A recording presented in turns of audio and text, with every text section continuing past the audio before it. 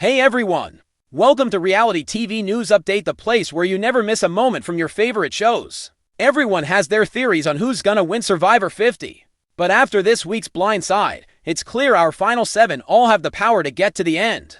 Before the game even started the previous 2 seasons, I had predicted that Savannah Louie and Kyle Fraser would win their respective seasons of Soul Survivor, and when they both hit the final 7, I decided to turn to my tarot cards to see how everyone was set to play the rest of the game. At that time, it was also revealed that they both had winning qualities. Naturally, Survivor 50 is unlike any of our previous seasons, and it has been harder to predict who will win the $2 million prize at the final Tribal Council.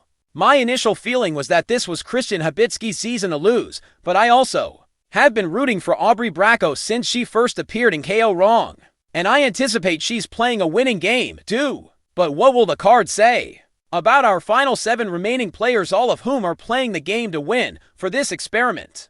I shuffled the deck while focusing on a player, and waited for a card to present itself by separating from the deck. That card would then share a little more insight into what we can expect from our castaway as we move further into the game and possibly reveal who is most likely to win. Aubrey Bracco. For Aubrey, I pulled the 9 of Pentacles, which is essentially a card of independent success and affluence. It's a great card to get if you're looking to come into a lot of money, and I think we can safely say $1 to million is a good amount of cash. This card represents perseverance and hard work, which may bring valuable resources into our lives over many years, with this being Aubrey's 4th season playing Survivor over the last 10 plus years. She's definitely had time to learn not only the mechanics of the game, but the best way to fit herself into them. The card evokes a lot of Soul Survivor, and I have no trouble imagining that for Aubrey. Fields. Siri was dealt the intriguing 5 of Pentacles card. It basically symbolizes working through something after a chapter of devastating loss. Even though the meaning of the card appears to be grim, its purpose is actually to affirm the difficulties you've faced and inspire hope for a better future. Given that Siri's last appearance on American Survivor was when she was eliminated from Game Changers because everyone else was immune, it is evident that Survivor 50 is her chance to reaffirm her strength. So while she has potential to win, the real win for her will be playing a well-rounded game. Hunter JoJo was the recipient of the 8 of Pentacles, which is basically the hard worker card. The image on the card itself depicts someone putting in the effort and remaining loyal to something after dedicating a lot of time to it. It symbolizes a person who has remained steadfast and worked toward the best possible solution. The card perfectly complements Joe's gameplay vibes of honor and integrity. He planned to play a loyal game when he entered Survivor 50, and he may be rewarded for it, though this card more so signifies the reward coming from the personal acknowledgement of a job well done. The final prize being what you created for yourself rather than external validation. Back when I predicted the finalists for Survivor 48, Joe received the 3 of Cups, which was about building sacred bonds, something that definitely gweed at his game last time. But this time around, relationships haven't worked out so well for him, having built alliances with people who have pretty much all ended up on the jury. Jonathan Young. When I pulled the Ace of Cups for Jonathan, I wasn't quite sure how he fit in that at first, but then I remembered that after his appearance on Survivor 42, he received a lot of backlash for the way he spoke to and about the women on his season. So getting this card, which represents cleansing through emotional healing and new beginnings, could show that this is Jonathan's second chance to win America's heart. This season might give him hope, though it likely won't be because of the $2 million prize. Rick Devens. I think my favorite card that I pulled for our castaways was Devens getting the 2 of Cups. This, which is essentially the Soulmates card, leads me to believe that Devens' participation in Survivor 50 was not intended to result in a victory, but rather to establish a golden friendship with a mirrored player, namely Christian, throughout the season until Christian's semi-blind side. Their bromance was driving fans crazy, so while Devens might not win $2 million, he's walking away with something more valuable, a friend for life. Rizzo Velovic. Rizzo's card for this season is the Ace of Swords, which is basically like putting an animated light bulb over his head with a little ding sound effect. Rizzo is ready for some new mental energy to flow through him, crafting a brilliant plan that will cause him to follow his strategized path. And after he basically was the one to put the final sword in Ozzy Lust last week, it feels like he's about to start opening up his communication channels outside of his alliance with Siri Fields and possibly let some new ideas in to ensure A spot at the end for himself, back in Survivor 49. I pulled the Two of Wands for him, which really solidified that he was a dedicated ally to Savannah Louie, and going up against her was likely going to be the reason he didn't win, and after losing the final for fire-making challenge to her, that came to be. But moving from the card of strong partnerships to a card of quick-witted inspiration proves he's grown his game in the few weeks since he last played. Tiffany Irvin. I love that Tiffany got the Knight of Swords because after she was wronged by an erratic ally in Survivor 46, she's rightfully getting her chance to prove herself this season. And this card is all about being ambitious and relentless in what you're pursuing. While some people think the wielder of this card is acting selfishly in their own mission, that's kind of perfect for Survivor. This season, Tiffany has been reactive in her gameplay, which has allowed her to stay alive even after her closest ally Dee Valladares was sent to the jury. She suggested the Aussie blind side to Jonathan and has the power to potentially get Cirie out as well. The other biggest threat to win right now. She could possibly win if she continues to approach the situation logically rather than emotionally. For months, fans of Survivor have debated who would outwit, outplay, and outlast in the landmark 50th season. Social media was filled with strategy breakdowns, alliances changed with each episode, and blindside after blindside kept viewers guessing. But long before the final tribal council began to take shape, one unusual prediction method caught the attention of fans online: tarot cards. Yes, tarot cards. What started as a fun preseason experiment quickly turned into one of the strangest and most accurate prediction journeys of Survivor 50. Now that the season is nearing its conclusion, it's time to ask the big question: did the tarot cards actually predict the winner correctly? The tarot reading that started it all on TikTok, Reddit, and YouTube. A number of fans attempted to perform tarot readings for the castaways prior to the season premiere. Most of the readings focused on energy, alliances, betrayals, and emotional arcs rather than challenge performance. Still, one contestant consistently stood out in the readings again and again.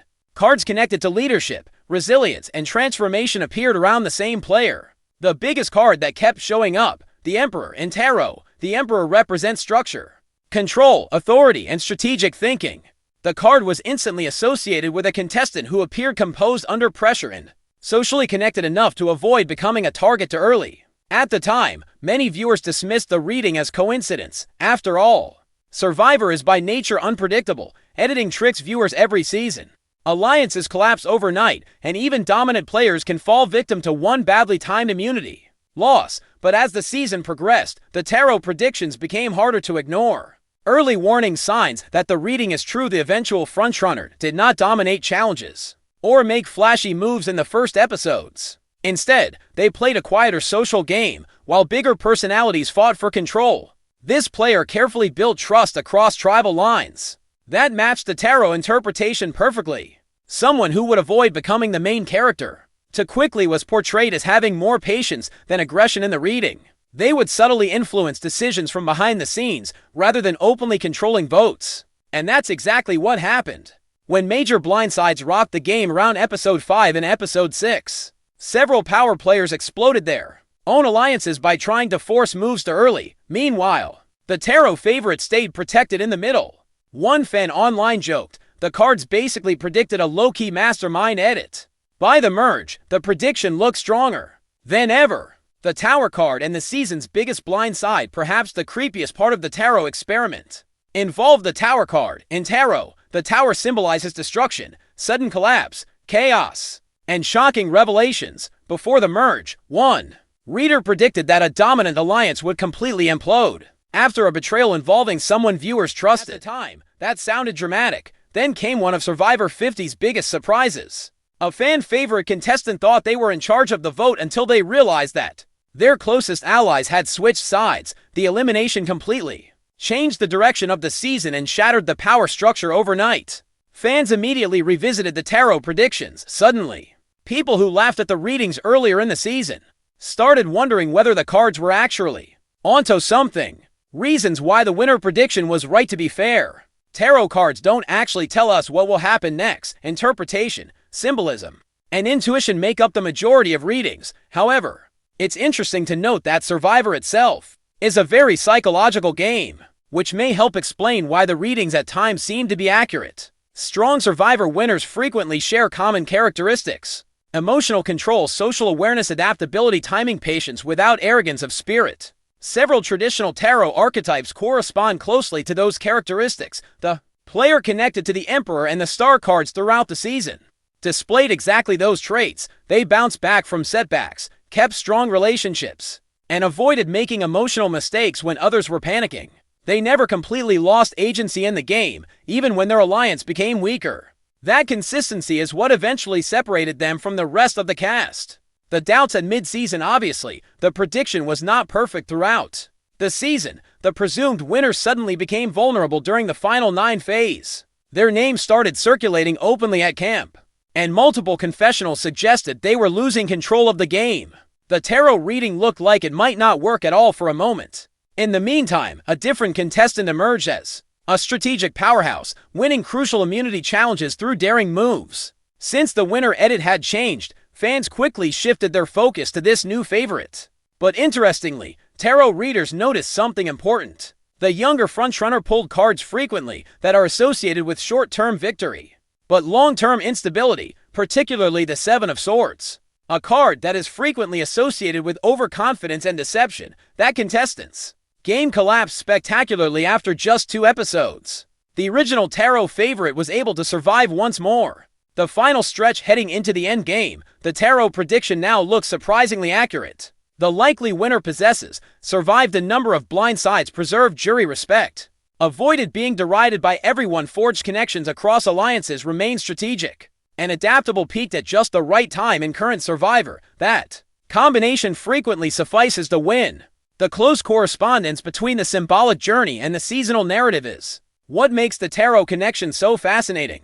There was no portrayal of the player as unstoppable. Instead, they experienced setbacks, uncertainty, and moments of vulnerability before regaining momentum late in the game. That is analogous to the classic hero's journey that is frequently depicted in tarot narratives. Tarot predictions get reacted to by fans, divergent but entertaining reactions have been posted online. Some fans fully embraced the chaos, treating tarot readings like secret spoilers for reality television. Others insisted the readings only seem accurate because people reinterpret them after events happen. Sincerely, each side has a valid point. Tarot interpretations are flexible by nature, and fans naturally connect dots after dramatic episodes air. However, even skeptics acknowledge that some predictions were remarkably consistent with actual gameplay. A user on Reddit wrote, "I came for strategy analysis and somehow stayed for psychic Survivor forecasting." Another joked, "Next season, Jeff Probst is going to ban tarot cards." So, did the tarot accurately predict who would win? Surprisingly, maybe. Although not necessarily supernatural. The readings did identify personality traits and story arcs that remarkably matched the season's strongest player in the end. The actual course of the game was reflected in the symbolism of leadership, perseverance, survival, and resilience. The tarot experiment will become one of the funniest and most bizarre fan theories ever validated by the show if the predicted contestant wins Survivor 50. And if they lose at the last second. In all honesty, that would be the most Survivor-like ending possible. Either way, one thing is certain, tarot cards somehow became part of the Survivor 50 conversation, and fans will probably be pulling cards again before season 51 even begins. Every season of Survivor inspires endless predictions. Fans analyze confessionals, challenge performances, hidden immunity idols, alliance structures, and even editing patterns to figure out who might win. But for Survivor 50, some viewers tried something completely different. They turned to tarot cards rather than spreadsheets and strategy charts. What started out as a fun preseason experiment gradually evolved into one of the most bizarre ongoing narratives among online fans. Week after week, tarot readings seemed to align with major events in the game. There were a few contestants who rose precisely when the cards indicated they would. Others left as soon as ominous readings suggested betrayal or chaos. Now that the season is almost over, one bizarre question is being asked by fans. Did the tarot cards actually predict the winner of Survivor 50? The original tarot prediction before the season even premiered. Several fan creators on TikTok and YouTube posted tarot readings for the cast. The majority saw it more as entertainment than serious forecasting. Nevertheless, in each reading, a single contestant consistently stood out. The players' cards kept pointing in the direction of leadership, emotional control, perseverance, and Strategic patience. The most common card appearing in those readings was the Emperor in tarot. The Emperor symbolizes authority, structure, calm thinking, and quiet confidence. Fans interpreted it as a sign that this contestant would avoid reckless gameplay and instead position themselves carefully in the middle of the action. That prediction appeared risky at the time. Early preseason interviews made other players seem far flashier and more aggressive. Many fans expected a dominant strategist or challenge beast to take over the game quickly. The eventual tarot favorite wasn't even considered a top contender by much of the audience. But then the season started, a peaceful beginning the first. Few episodes of Survivor 50 were chaotic, alliances formed and collapsed rapidly. Advantages created paranoia, and several strong personalities immediately began fighting for control. Meanwhile, the tarot-backed contestants stayed surprisingly calm. They weren't always winning challenges, they weren't giving lengthy, flashy confessions. They weren't constantly leading votes in public. Instead, they focused on building relationships and staying connected to multiple alliance groups at once. Later, that particular aspect became crucial, while bigger strategic threats targeted each other. The quieter players slipped through the early game almost unnoticed. Fans now realize that survival through patience was specifically mentioned in the tarot readings. That suddenly sounded much more serious. The Tower card shows up after one reader chose the Tower as a dominant alliance midway through the season. Online tarot discussions went wild for non-tarot fans. The Tower usually represents collapse, destruction, betrayal, and sudden chaos. The reader predicted a shocking blind side that would completely reshape the season a week later. That exact thing happened. One of the game's most powerful alliances imploded after a dramatic betrayal at Tribal Council. A fan-favorite contestant was blindsided despite believing they were completely safe. The vote stunned viewers and instantly changed the balance of power in the game. Suddenly, fans who had mocked the tarot readings started paying attention. People joked about psychic Survivor spoilers on social media, and others wondered if the cards could identify genuine personality patterns among the cast. Why tarot and Survivor weirdly fit together on paper? Tarot cards and Survivor sound completely unrelated. One is symbolic and spiritual.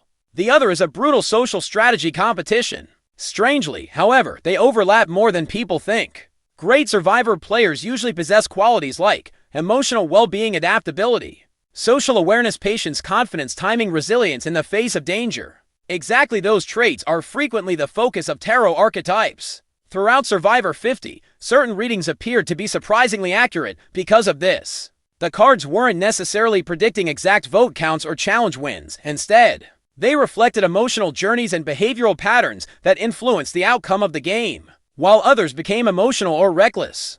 Contestants associated with the Emperor consistently displayed stability.